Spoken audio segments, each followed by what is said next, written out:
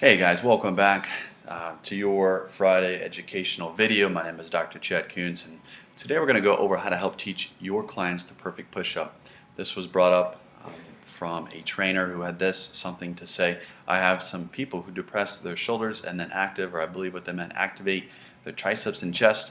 How do we fix this, and what muscles could be weak causing this? A great point and question there. So first off, we need to think about, what should our primary movers be on the push-up? Let's answer that question first. I think undoubtedly the pec major and minor, as well as the triceps, need to be the primary movers here. Now, when there are faults, when there are problems, I notice there are two, maybe three key muscles that are playing that role. The anterior delt and the upper traps are the two muscles that we do not want to be excessively working. You could arguably say that the bicep tendon or insertional tendon could be number 3, but we certainly don't want the anterior delt and the upper traps to be involved. Now, secondary stabilizers should be the lats, and then really should be the serratus anterior. The serratus anterior should play a huge role actually in your push-up. Common other muscles that I don't want to see overly fire would be like the rhomboid major and minor and the levator scap, and that's a downward rotation moment at the scapula, and that does not serve the shoulder joint well.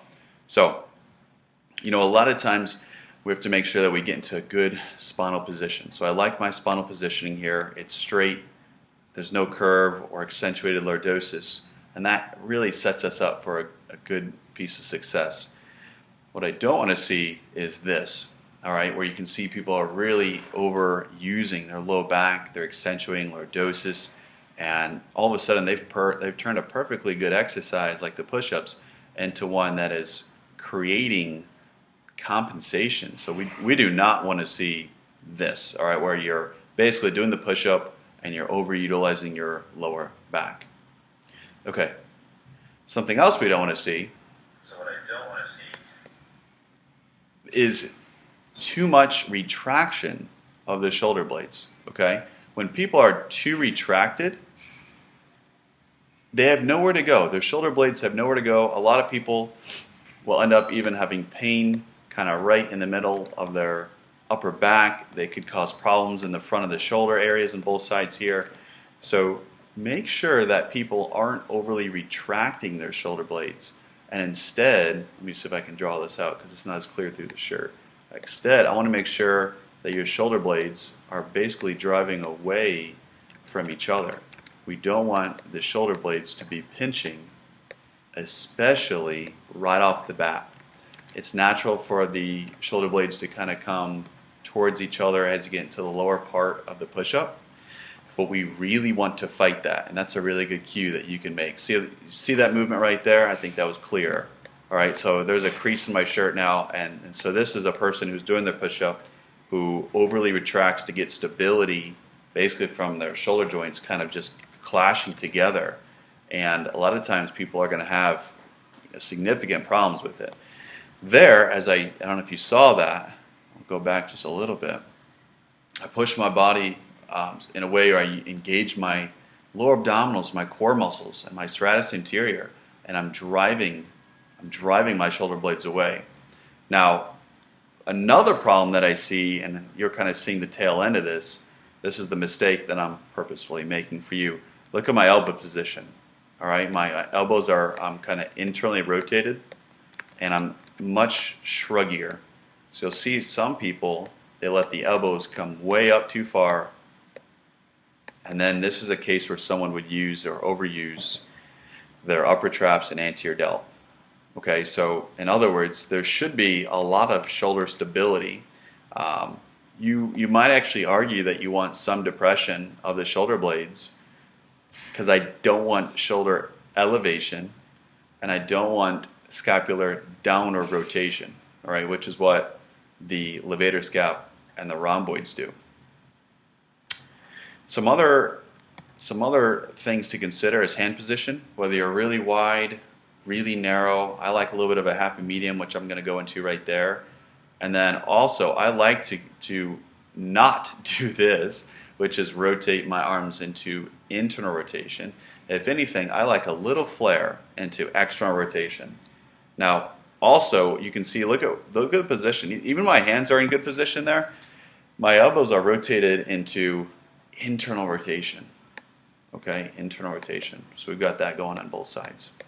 We do not want that as well. So you're going to see me make the adjustments here. I'm going to rotate my arms into external rotation. That actually gives my rotator cuff and the serratus anterior a little bit of a better chance to fight. And now we're pretty much ready for takeoff. So you got to make sure that you get a good spinal position, good slow pace. And I want to make a point because I think this is a good angle for it. So look at the angle of my elbows. Roughly 30 to 45 degrees away from the trunk. Okay, this space right here. So I like that. It's a little bit more tricep heavy, but I like it because it's usually a safer position for the shoulder joint itself. And people are just able to work out harder with that, with less problems, specifically coming from the anterior delt and the upper traps. So what else can we do about it? So we can engage the rotator cuff, the scapular stabilizers a little bit more to get a little bit more of that scapular depression that we want.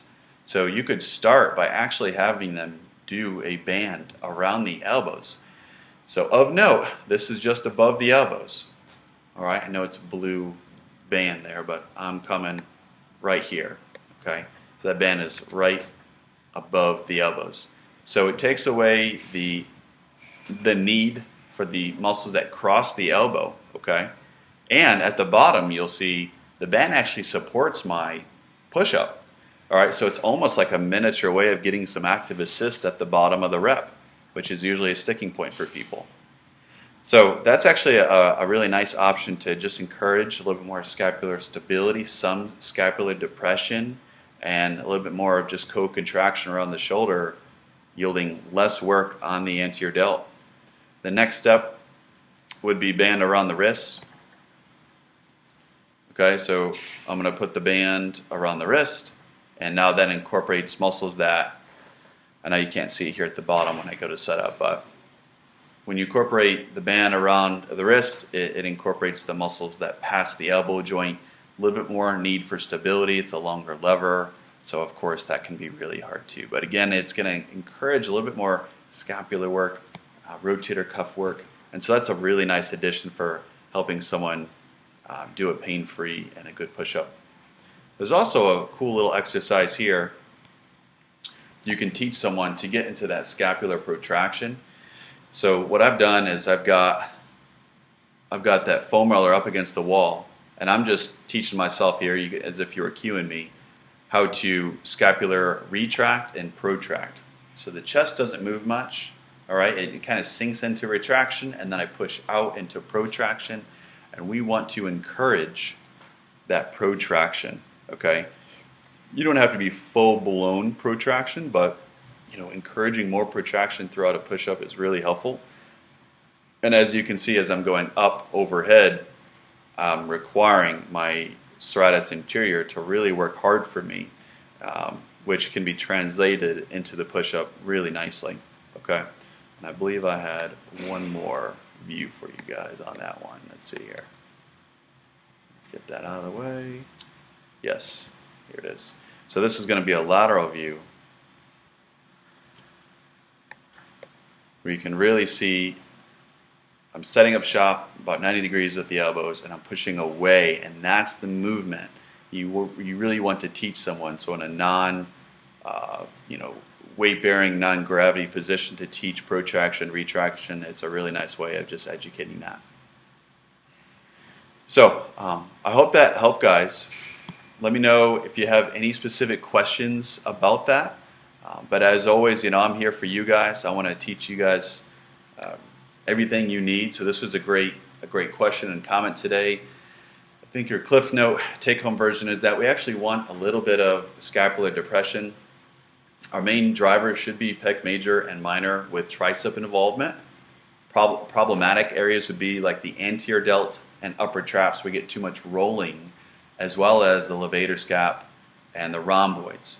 So to fight that, We want to make sure we actually are fighting well with the pecs and the tricep, but we're getting those co-contractor muscles like the rotator cuff, like the serratus anterior, and like the lats, and they can really help us craft the perfect push-up. So thanks so much, and I look forward to continuing to help you guys out, and we'll talk to you next week. Take care.